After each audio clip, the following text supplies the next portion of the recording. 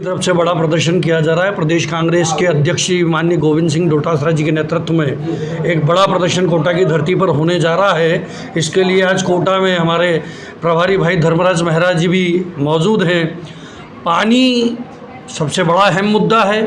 आप देखिएगा कि नितांत दुर्भाग्यपूर्ण बात है, जब कांग्रेस सरकार ईस्टर्न राजस्थान कैनाल प्रोजेक्ट की बात करती थी, 14,000 करोड़ रुपए राजस्थान की विधानसभा में कांग्रेस गवर्नमेंट ने स्वीकृत भी किए।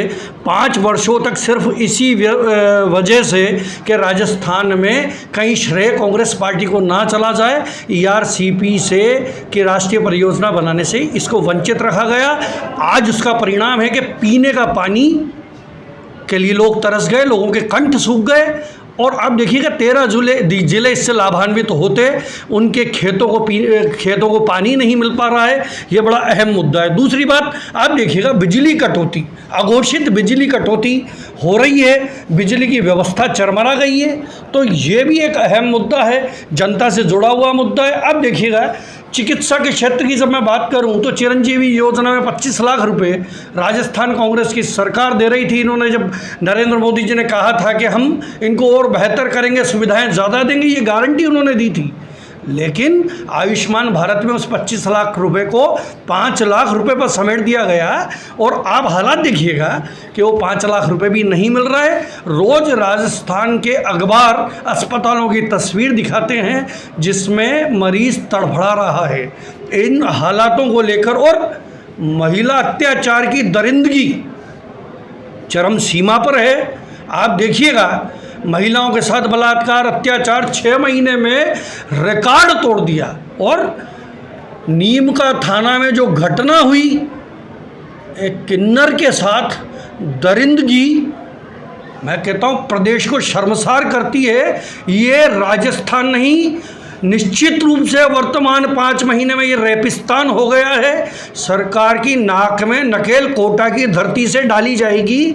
और आप देखिएगा कि राजस्थान की भारतीय जनता पार्टी की सरकार को, इस पर्ची सरकार को कान में गुंजायमान करा देंगे कोटा की धरती से, माँ चरमण्यवती के तट से ललकारेंगे और एहसास करा देंगे इस बात का कि इन मांगों को मांगे और नीट का पेपर आप देखिएगा, शिक्षा की गुणवत्ता की बात करने वाले लोग, पेपर लीक की बात करने वाले लोग, इनसे मैं प्रश्न करना चाहता हूँ, जब नीट का पेपर लीक होगा और पकड़े नहीं जाएंगे, वो डॉक्टर बन जाएंगे, तो कैसी चिकित्सा मिलेगी, इसका आकलन किया जाना मुश्किल है। जब आप कहते हो, इनके केंद्रीय मंत्री ने स्वीकार लिया, पहले तो कहते रहे नहीं हुई गड़बड़ी, अब स्वीकार लिया।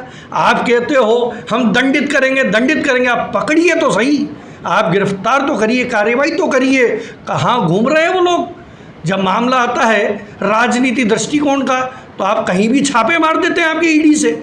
और जब ऐसे मामले होते हैं तो उसमें आपकी सरकार का बचाव करने के लिए आप उनमें विलंब करते हैं। तो मैं कहता हूँ ऐसे लोगों को तुरंत प्रभाव से, नीट की धांधली के लोगों को तुरंत प्रभाव से गिरफ्तार किया जाना चाहिए। इन तमाम मुद्दों को लेकर 8 विधानसभा प्रत्याशियों के नेतृत्व में, हमारे लोकसभा प्रत्याशी के नेतृत्व में भारी तादाद में कोटा कलेक्ट्रेट पर प्रदर्शन करने कांग्रेस जा रही है। और प्रदेश की सरकार को हम मजबूर कर देंगे कि वह इन मांगों को मांगे और जनता के हित में काम करे। धन्यवाद। जय हिंद।